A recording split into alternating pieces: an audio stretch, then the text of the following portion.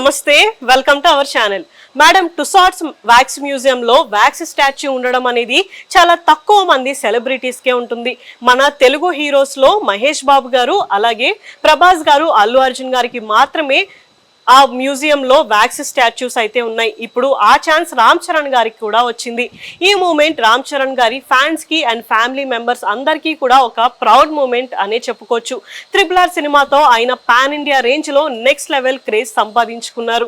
Global star గా గుర్తింపు తెచ్చుకున్నారు. దీంతో ఆయన వ్యాక్స్ స్టాచ్యూ పెడుతున్నామని మేడం టుసాట్స్ వాళ్ళు లాస్ట్ ఇయర్ అక్టోబర్ లో అనౌన్స్ చేశారు. అయితే మొన్న మే 9న లండన్ లోని మేడం టుసాట్స్ లో రామ్ చరణ్ గారి వ్యాక్స్ స్టాచ్యూ ఓపెనింగ్ అయితే జరిగింది. ఈ ఓపెనింగ్ కి రామ్ చరణ్ గారు, ఉపాసన గారు, చిరంజీవి గారు, సురేఖ గారు, అంతేకాకుండా రామ్ చరణ్ గారి కూతురు క్లీన్ కారా అండ్ ఆయన పెట్ డాగ్ రైమ్ కూడా అటెండ్ అయ్యారు.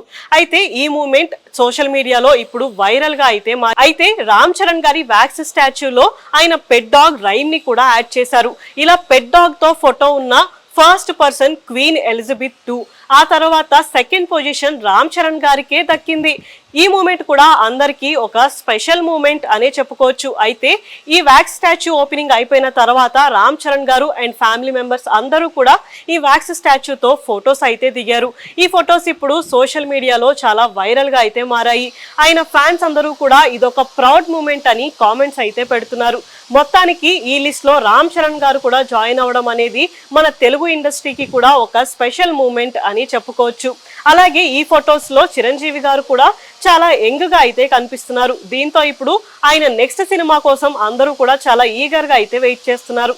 ఇలాంటి వీడియోస్ కోసం మా ఛానల్ ని సబ్స్క్రైబ్ చేసుకోండి.